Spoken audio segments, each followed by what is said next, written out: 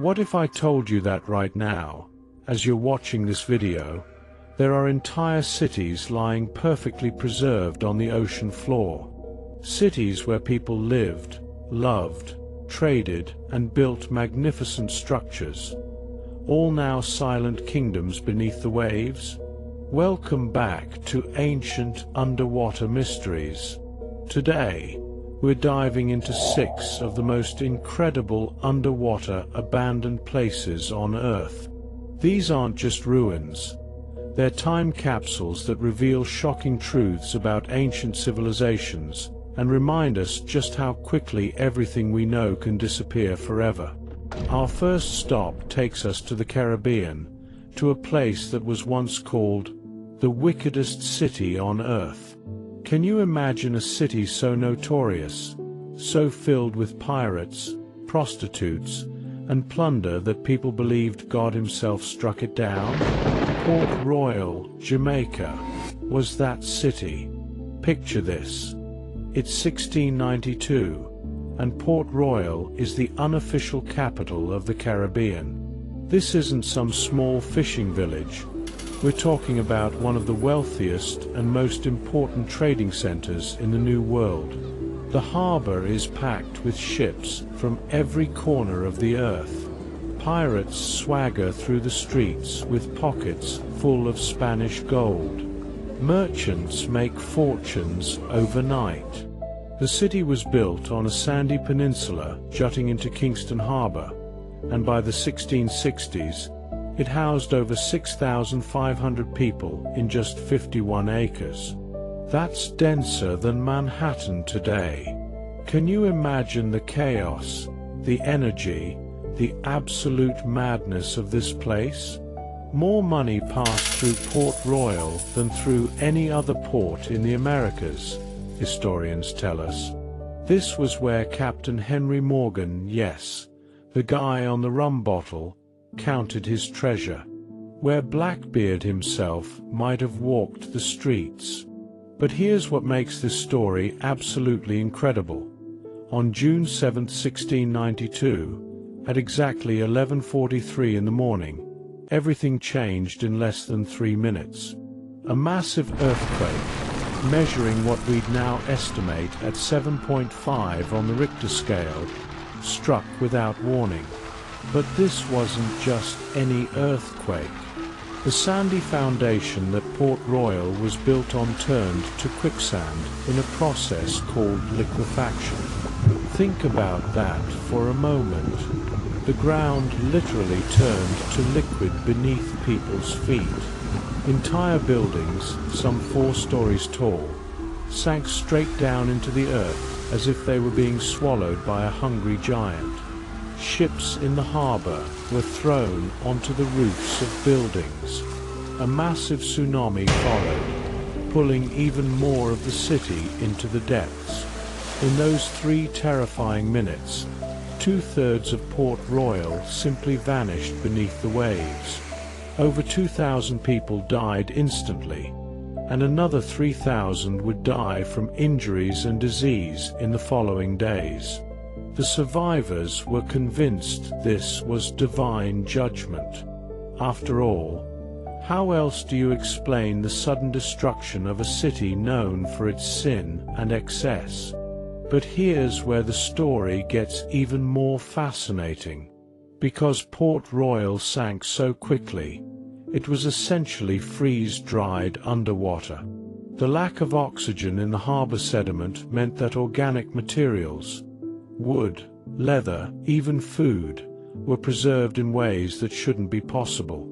When marine archaeologists finally reached the sunken city in the 1960s, they found buildings still standing underwater, complete with their contents. Pewter plates still on tables. Bottles of wine with the corks still in place. A pocket watch stopped at exactly 11:43, the moment the earthquake struck. They even found a turtle soup that was still in its cooking pot. The turtle bones and vegetables perfectly preserved after 270 years underwater. What does it feel like to walk through the underwater ruins of Port Royal today? Divers describe it as stepping into a snapshot of the 17th century. You can swim through the remains of houses, see where families once lived, where children played, where pirates counted their stolen treasure. The irony is incredible. This city that lived by the sword, that thrived on chaos and lawlessness, has given us one of the most perfectly preserved archaeological sites in the world. The wickedest city on Earth became an underwater museum that tells us more about 17th century life than almost any other site in the Americas. Now let's travel back much, much further in time. What's the oldest city you can think of? Rome, Athens, Babylon? How about a city that's been underwater for over 3,000 years? Meet Pavlopetri, Greece, the oldest known underwater archaeological town site in the world. And when I say old, I mean this place was already ancient when the Trojan War was being fought. Picture the Aegean Sea off the coast of southern Greece. The water is crystal clear, the kind of blue that makes you want to dive in immediately. But beneath those inviting waves lies something extraordinary. An entire Bronze Age town, laid out exactly as it was when people lived there 5,000 years ago. Pavlopetri was first discovered in 1967, but it wasn't until recent underwater archaeological expeditions that we truly understood what we were looking at. This isn't just a few scattered ruins. We're talking about a complete town with streets, buildings, courtyards, even a sophisticated water management system. Can you imagine walking down streets where people were living and working 3,000 years before Christ was born? Where families raised children, where merchants haggled over prices, where craftsmen perfected their trades? The level of preservation is mind-blowing. You can still see the stone foundations of houses, the ancient streets laid out in a grid pattern that shows sophisticated urban planning. There are large rectangular building foundations that were probably public buildings or temples. Circular tombs that tell us about their burial practices. But here's what really gets me excited about Pavlopetri.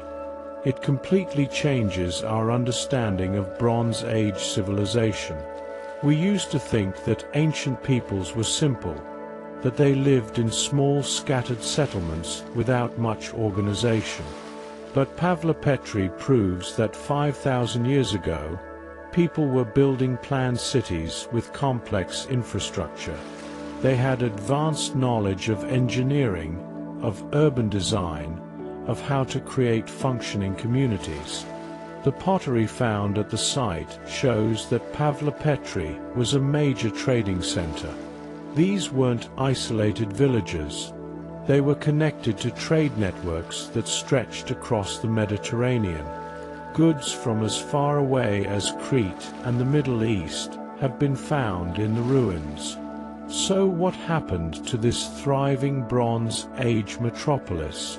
The evidence suggests it was gradually submerged by a series of earthquakes around 1000 BCE. Unlike Port Royal's sudden catastrophe, Pavlopetri probably sank slowly over many years, giving people time to evacuate but leaving their city perfectly preserved on the seafloor.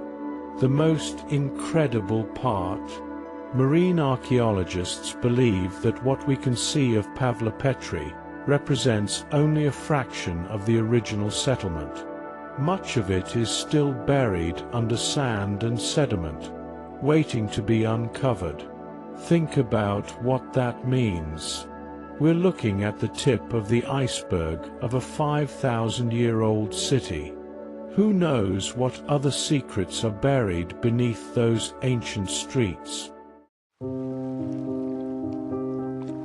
Have you ever heard of a city so important that it was mentioned by ancient historians, appeared on temple walls, and was considered one of the greatest ports in the ancient world, yet completely vanished from human memory for over 1,000 years?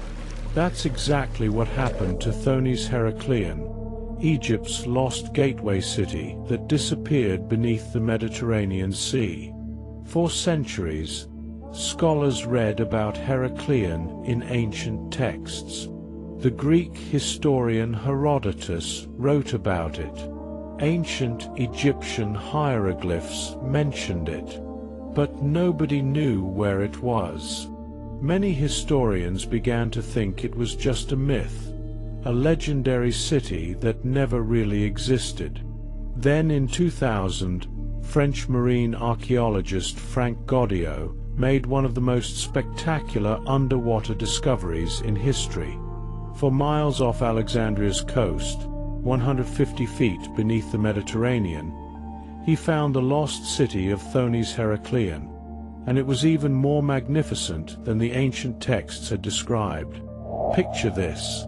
You're diving through dark Mediterranean waters when suddenly, out of the murk, a colossal statue emerges. It's a pharaoh, 16 feet tall, perfectly preserved after 1,200 years underwater. Then another statue appears, and another. Soon you realize you're swimming through what was once the most important port in ancient Egypt. The scale of this discovery is absolutely mind-blowing.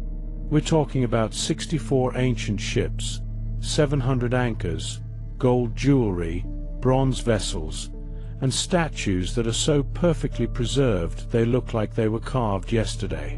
But here's what makes Thonis Heracleion truly special. It was the gateway between Egypt and the Mediterranean world. Every ship carrying goods to or from Egypt had to pass through this port. It was like the ancient equivalent of the Suez Canal, controlling one of the most important trade routes in the ancient world. The city served two names because it was actually two cities that grew together. The Egyptians called it Thonis, while the Greeks called it Heracleion after their hero Hercules.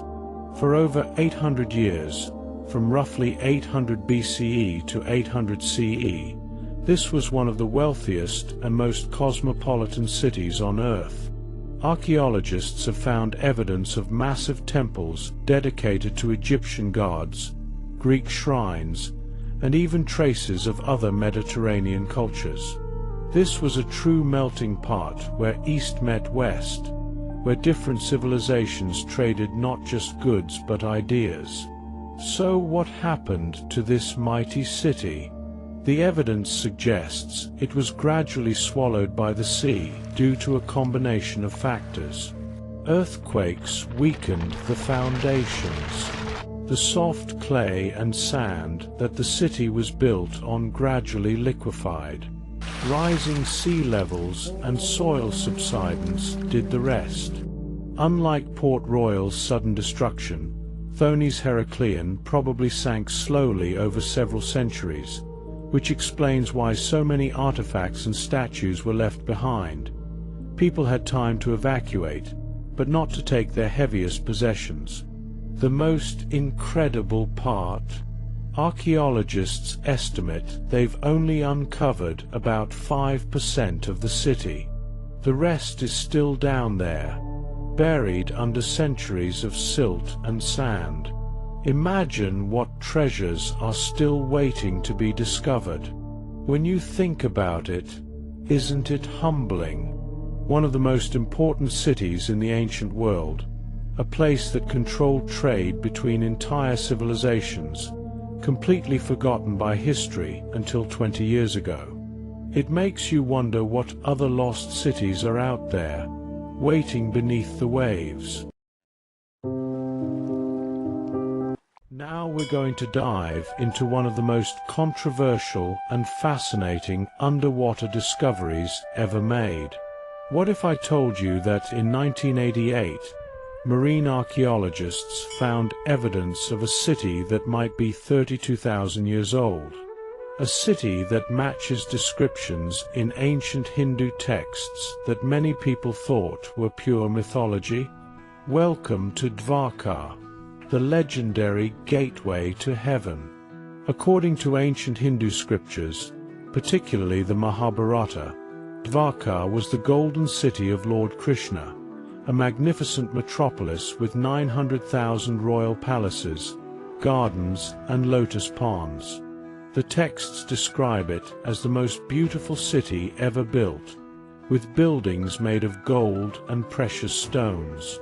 For thousands of years, people assumed these were just beautiful myths, ancient stories meant to inspire, not historical facts. But then in 1988, marine archaeologist Dr. S.R. Rao made a discovery that changed everything.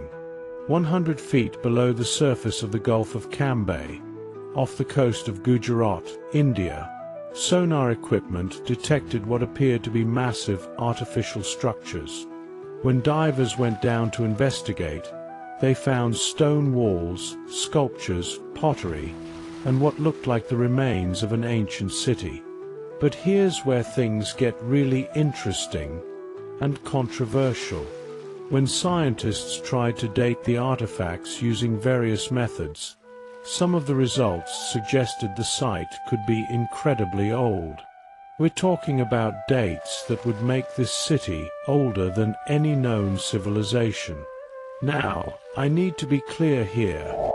The scientific community is divided on Dvarka.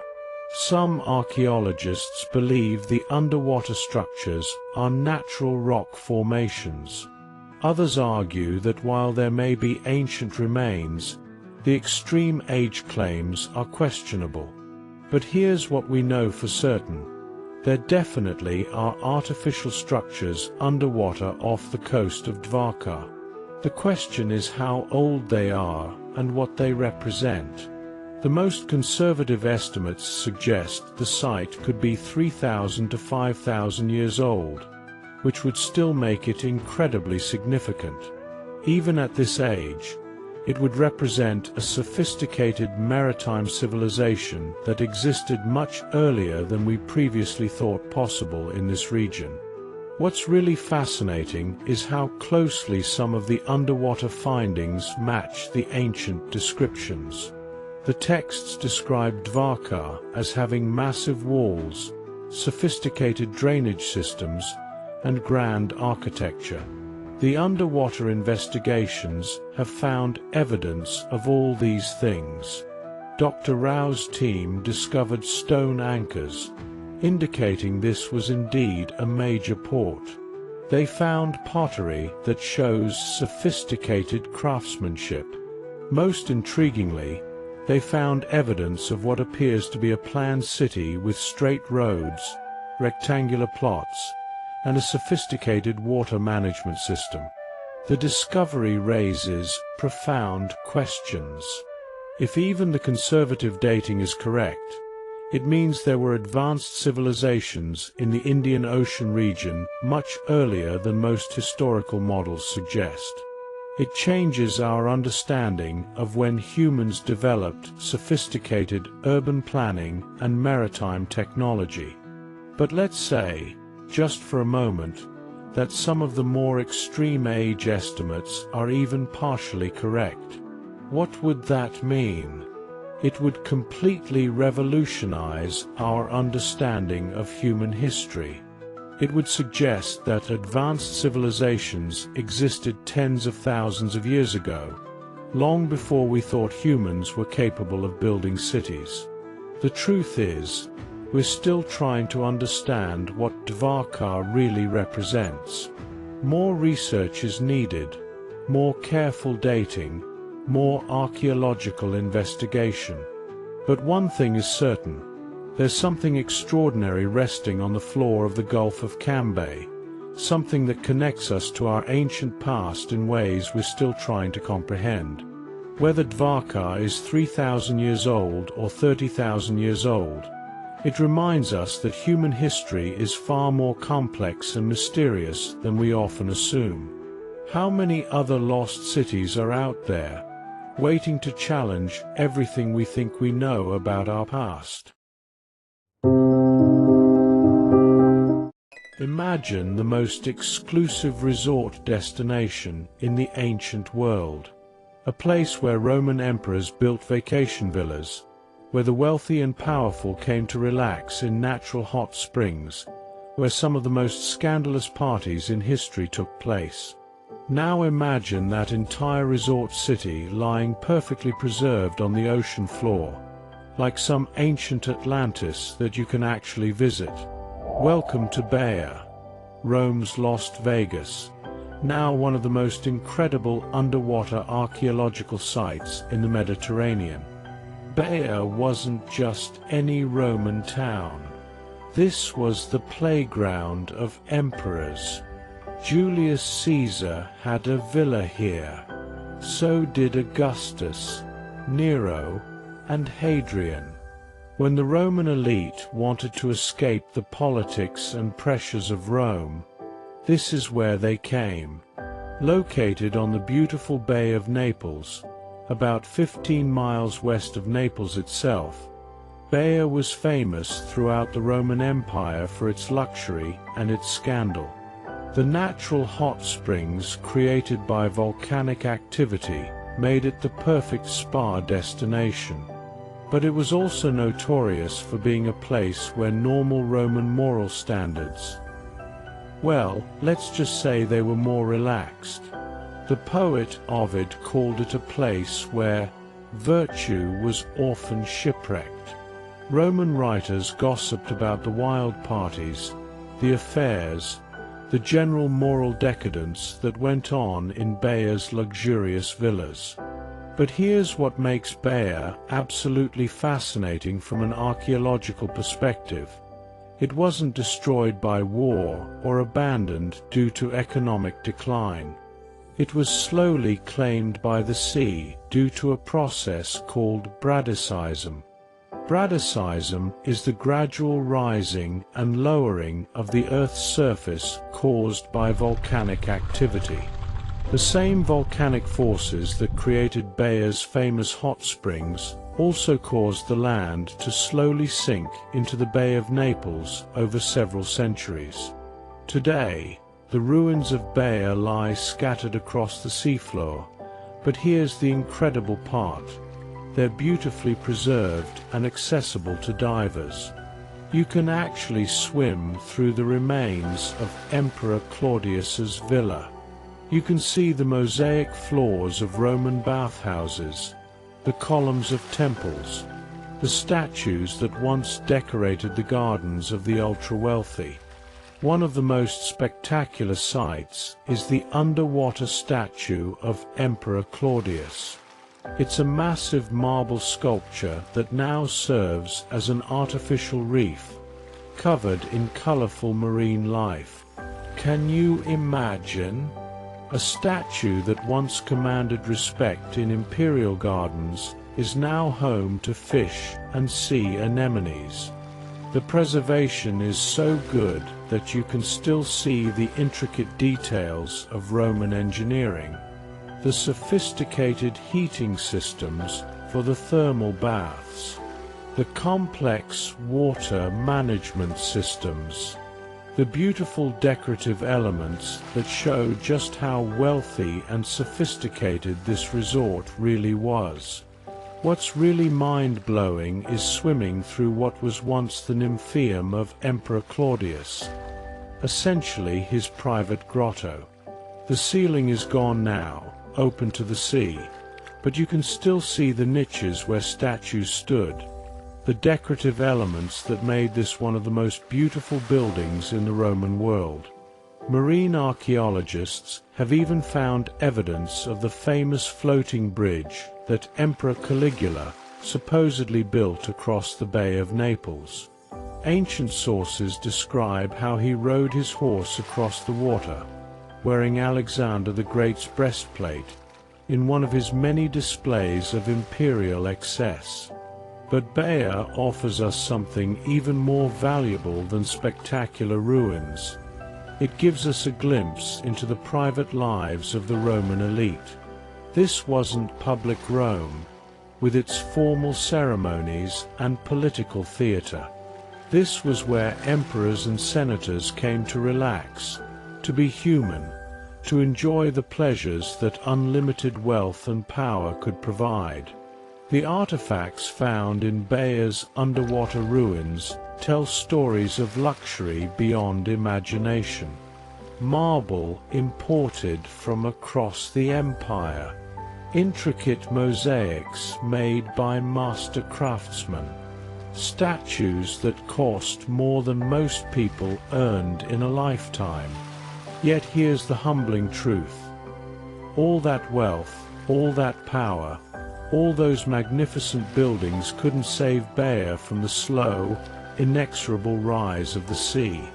Nature doesn't care about human greatness. The same volcanic forces that made Bayer paradise eventually made it an underwater ruin. Today, Bayer is protected as an underwater archaeological park. Divers from around the world come to swim through these submerged palaces, to see what remains of Rome's most exclusive playground. It's a reminder that even the mightiest empires, even the most beautiful cities, are temporary. But it's also proof that sometimes what we lose to the sea can become even more magical underwater than it ever was on land.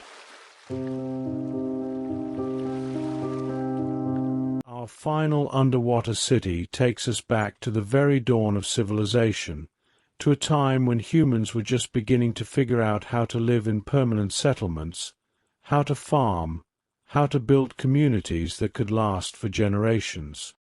Atlit Yam, off the coast of Israel, is like a Neolithic time capsule that's been perfectly preserved under the Mediterranean Sea for over 9,000 years. Think about that date for a moment.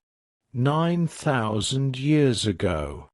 We're talking about a time before the pyramids, before Stonehenge, before any of the ancient civilizations we usually think of as old. This is from the Neolithic period, the New Stone Age, when humans were just beginning to transition from hunter-gatherers to farmers. Discovered in 1984 by marine archaeologist Ehud Galilei, Atlit Yam covers about 430,556 square feet of seafloor. That might not sound massive compared to our other underwater cities, but for a Neolithic settlement, it's enormous. What makes Atlit Yam absolutely extraordinary is the level of preservation. Because it was submerged gradually by rising sea levels around 7,000 years ago, organic materials that would normally have rotted away long ago are still intact. Picture this. You're diving through clear Mediterranean waters when you come across stone walls still standing exactly where Neolithic builders placed them 9,000 years ago. You see rectangular house foundations laid out in an organized pattern that shows these weren't primitive people living in chaos. They were sophisticated community planners. But here's where it gets really incredible. Atlit Yam has preserved things that we almost never find at archaeological sites of this age. Wooden structures, organic artifacts, even human remains that tell us intimate details about how these people lived and died. The site includes at least 65 sets of human remains, and they tell fascinating stories. Some of the skeletons show evidence of tuberculosis, some of the earliest cases ever found. This gives us crucial information about when and how certain diseases began affecting human populations. But the real treasures of Atlit Yam are the everyday objects that have survived underwater. Stone tools, obviously, but also baskets woven from plant fibers, wooden bowls and containers, even the remains of food, seeds, grains, and other organic materials that tell us exactly what these people were eating. One of the most remarkable discoveries is a circular stone structure that archaeologists believe was a well. Think about what that means. 9,000 years ago, these people had the engineering knowledge to dig a well and line it with stones. They understood groundwater. They could plan and execute complex construction projects. The pottery found at Atlit Yam is some of the most sophisticated Neolithic ceramics ever discovered. These weren't crude, primitive vessels. They show advanced firing techniques, decorative skills, and an understanding of clay chemistry that we didn't know existed at this early period. But perhaps the most touching discoveries are the personal items. Jewelry made from bone and stone. Decorative objects that show these people didn't just struggle to survive. They had time and energy to create beautiful things, to express themselves artistically. The animal remains found at the site tell us about their relationship with the natural world. They were hunting wild boar, deer, and aurochs, the wild ancestors of cattle. But they were also domesticating animals, keeping sheep and goats, showing they were making the crucial transition from hunting to farming. What happened to Atlit Yam? The evidence suggests it was gradually abandoned as rising sea levels began to flood the settlement. This was during a period of rapid climate change at the end of the last ice age, when melting glaciers caused sea levels to rise around the world. The people of Atlit Yam probably had time to evacuate, taking their most precious possessions with them. But they left behind their homes, their wells, their entire way of life, which slowly sank beneath the waves to become one of the most perfectly preserved Neolithic sites ever discovered. Here's what really gets me about Atlit Yam. It shows us that 9,000 years ago, humans were already incredibly sophisticated. They weren't the primitive cave dwellers that popular imagination often portrays. They were building permanent settlements, developing complex technologies, creating art, caring for their sick, and planning for the future. And yet, they were also vulnerable to forces beyond their control. Climate change, rising sea levels, environmental pressures that forced them to abandon everything they'd built and start over somewhere else. It's a pattern we see repeated throughout human history, right up to the present day. We build, we create, we establish ourselves, and then nature reminds us who's really in charge. But the incredible thing about underwater archaeology is that it preserves these moments for us to discover thousands of years later. Atlit Yam gives us a window into the daily lives of our Neolithic ancestors that we could never get from any other source. 6 incredible underwater cities. 6 different time periods. 6 different reasons why thriving human settlements ended up beneath the waves. From Port Royal's sudden divine judgment to Atlit Yam's slow surrender to rising seas, these submerged cities tell us something profound about human civilization. We build, we create, we establish ourselves as permanent features of the landscape. But we're not. Earthquakes can swallow entire cities in minutes. Volcanic activity can slowly sink our greatest achievements. Rising sea levels can claim our homes and force us to start over. Climate change can make our most carefully planned settlements uninhabitable. But here's the hopeful part. Even when our cities sink beneath the waves, even when nature reclaims what we've built, the story doesn't end.